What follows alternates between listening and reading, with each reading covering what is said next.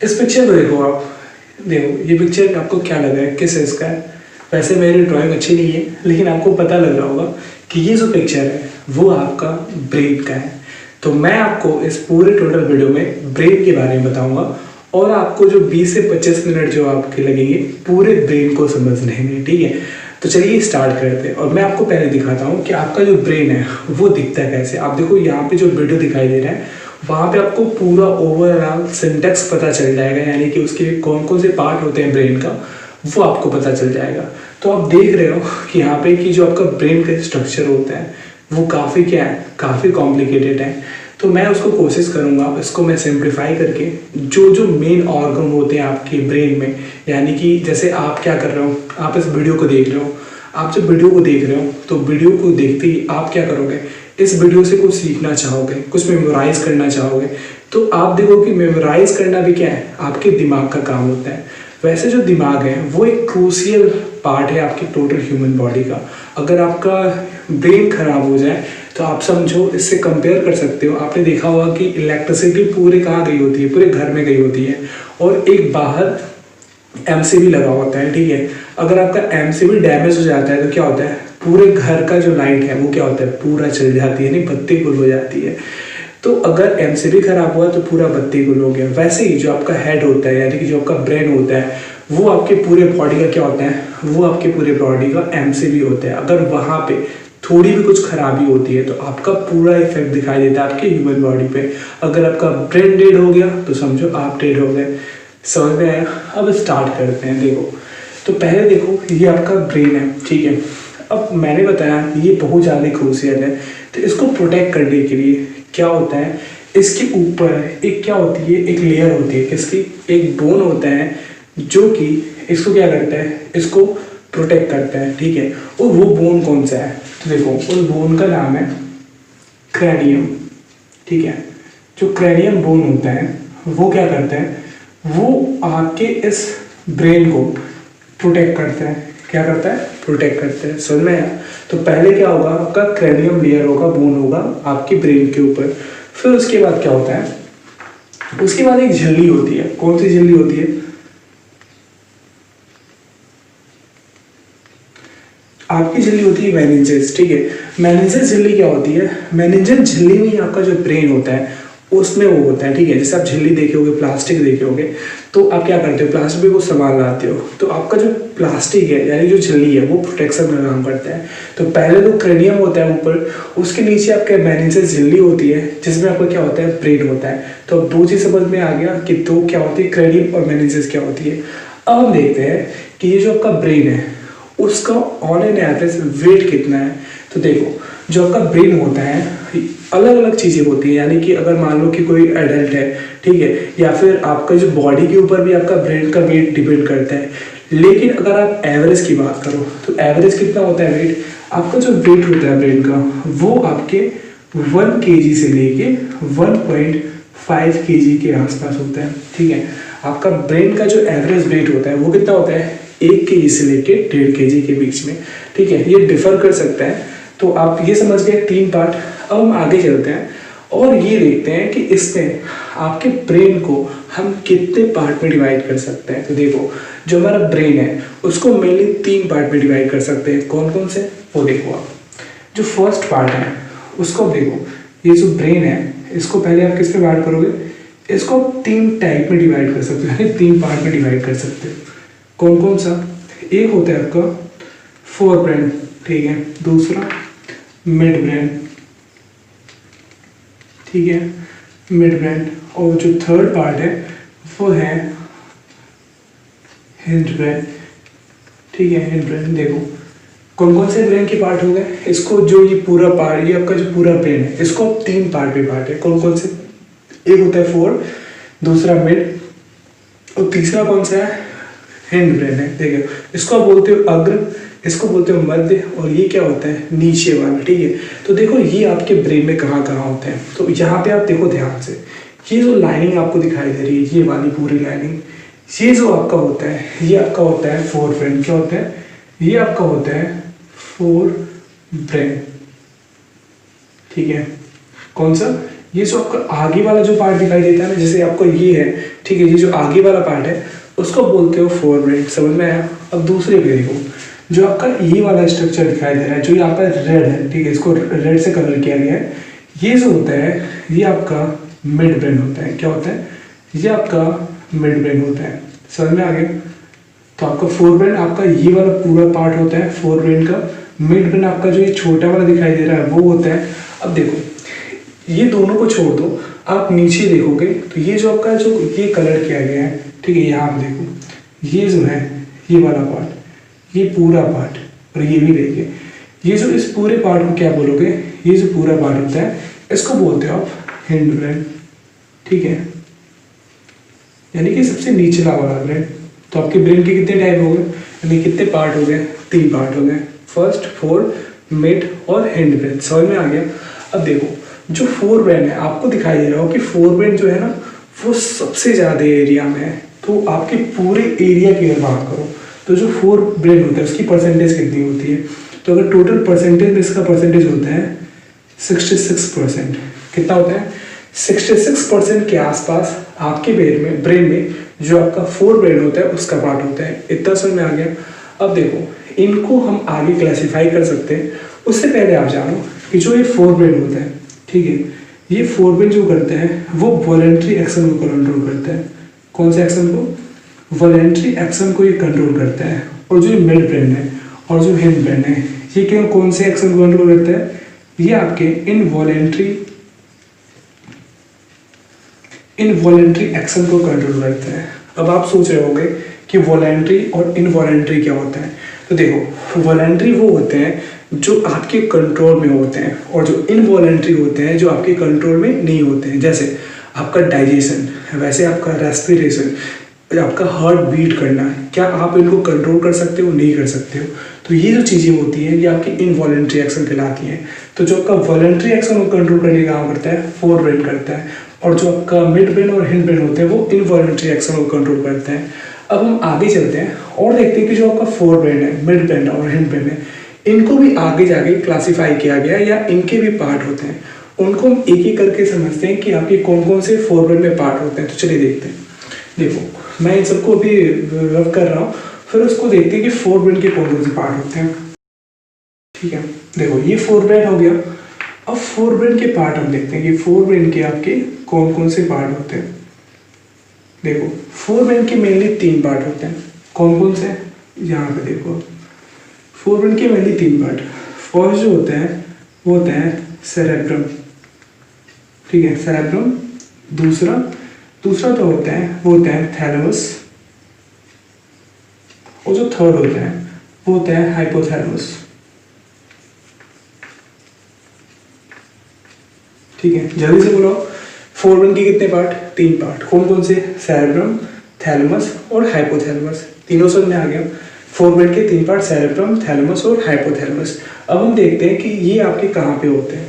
तो देखो, जो आपका फोर ब्रेन ये पूरा है, ये पूरा पार्ट क्या है? फोर ब्रेन है। तो जो आपको ये आगे वाला दिखाई दे रहा है ना, ये वाला आगे वाला जो पार्ट है, यानी कि ये वाला पार्ट, ये जो है वो है आपका सेरेब्रम। ठीक है, क्या है? ये आपका सेरेब्रम है। ठीक है, ये वाला जो आगे वाला पार्ट है ये सेरेब्रम है। अब देखो, थैलेमस कहाँ पे होता है? तो आप यहाँ पे देखो, ये वाला जो पोर्शन आपका है, ये वाला पोर्शन, ये वाला पोर्शन आपका होता है थैलेमस। ठीक है, ये होता है आपका थैलेमस। और जस्ट इसके इस साइड आप देखो, ये वाला जो आपको पोर्शन दिखाई दे रहा है ये होता है आपका हाइपोथैलेमस।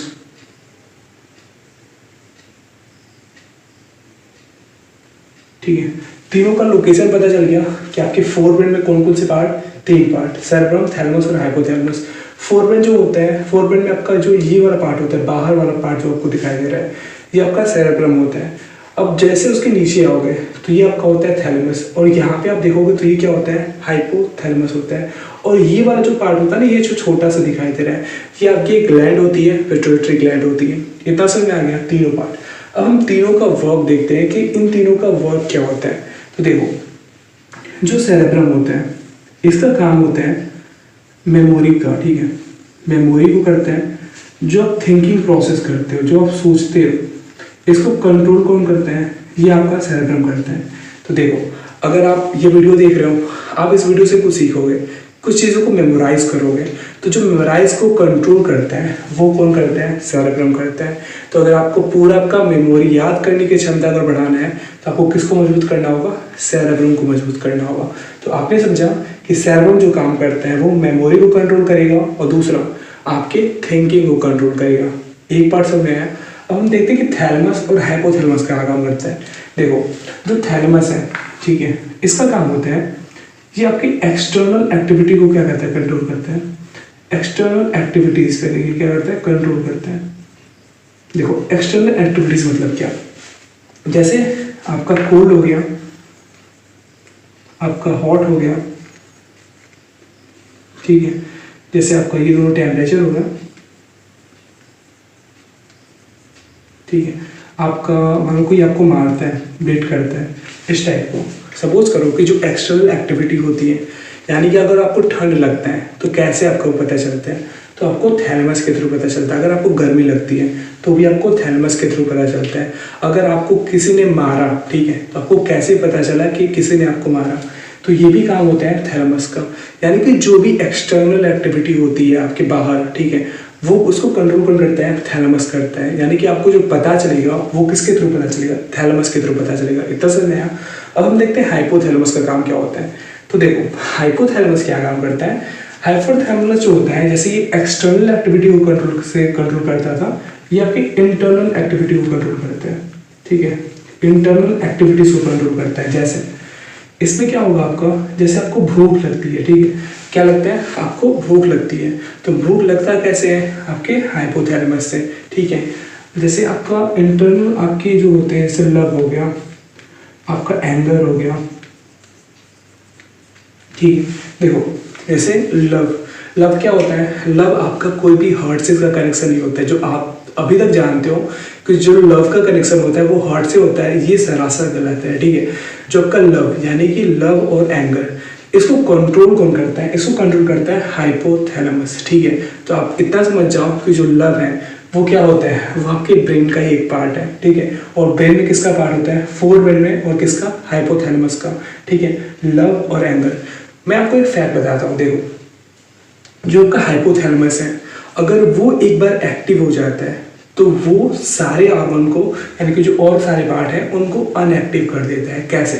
जैसे आपको गुस्सा आया होगा, ठीक है, अगर आपकी किसी से लड़ाई होती है तो आप क्या करते हो?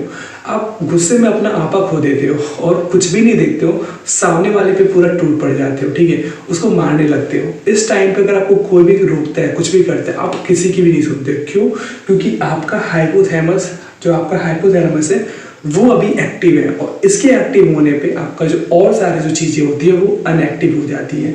तो आपको ये क्या कोशिश करना है कि आपको हाइपोथैलेमस को कंट्रोल करना है। इसको कंट्रोल कैसे किया सकता है? देखो, जो आपके हिंदू धर्म में जो आपके साधु संत होते हैं वो क्या करते हैं? जो आपके प्याज होता है, लहसुन होता है, जो गर्म चीज़ें होती हैं उसको नहीं खाते हैं। ये ना खाने का कारण क्या होता है? जो ना खाने का मेन कारण होता है वो यहाँ पे होता है, यानी कि यहाँ पे भी साइंटिफिक रीजन छुपा हुआ है। लहसुन और प्याज यानी कि जो गर्म चीज़ें होती हैं उसको ना खाने के कारण, क्योंकि अगर आप गर्म चीज़ ये चीज़ों अगर खाते हो तो आपका हाइपोथैलेमस क्या होगा? वो तुरंत एक्टिव हो जाएगा, उस पर आपका कंट्रोल नहीं होगा। अगर आप कंट्रोल करना चाहते हो इन सब चीज़ों पे तो आपको हाइपोथैलेमस को कंट्रोल करना होगा।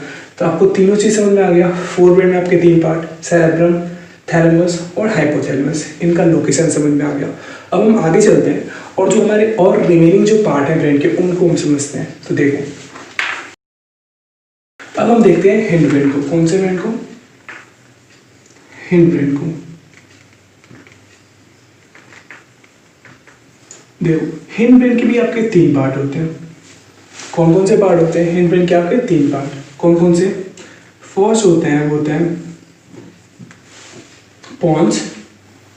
दूसरा क्या होता है? दूसरा आपका होता है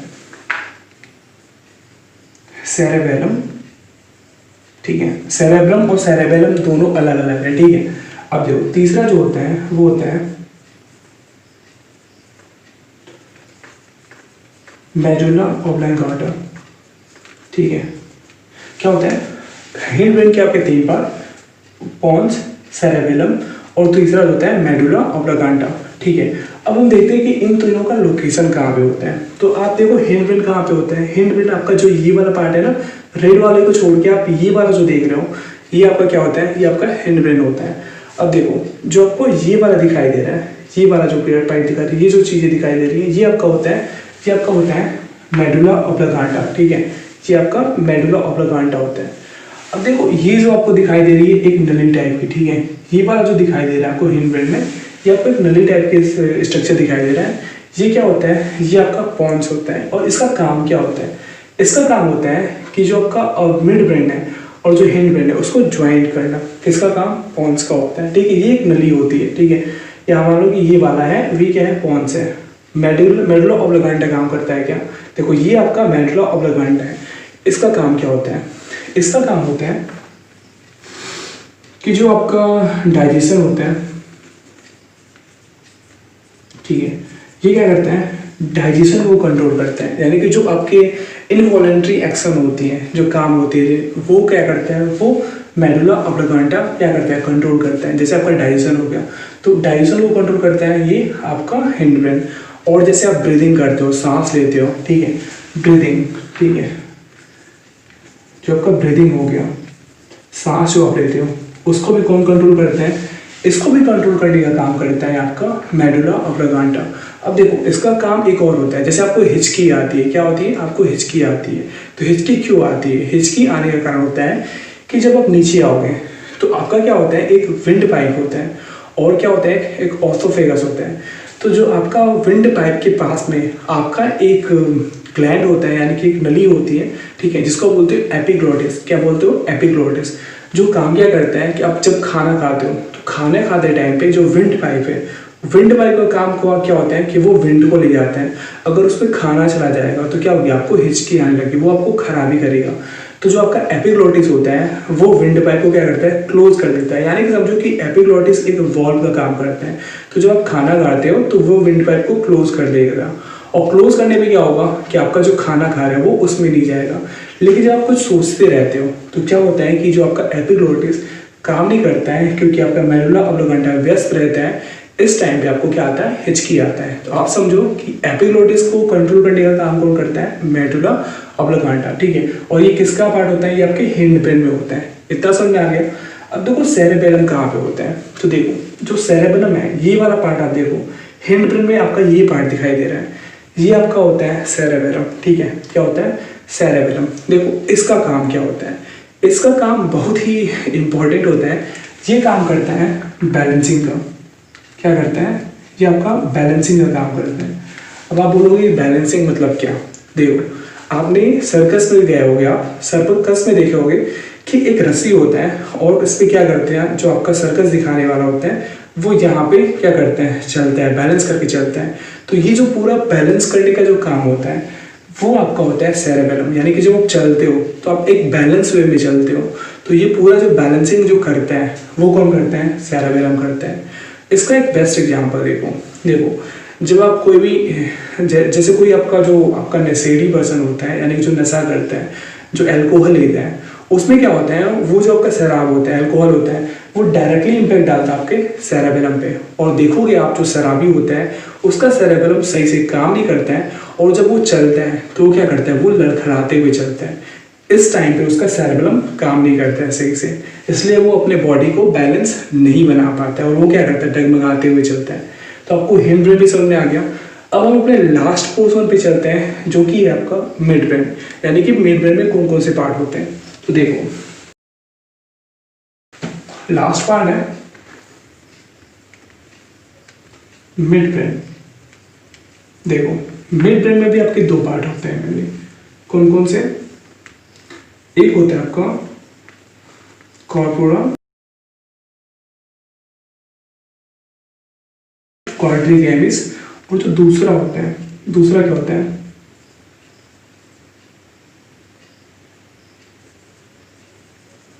दूसरा जो होता है वो होता है सेरेब्रल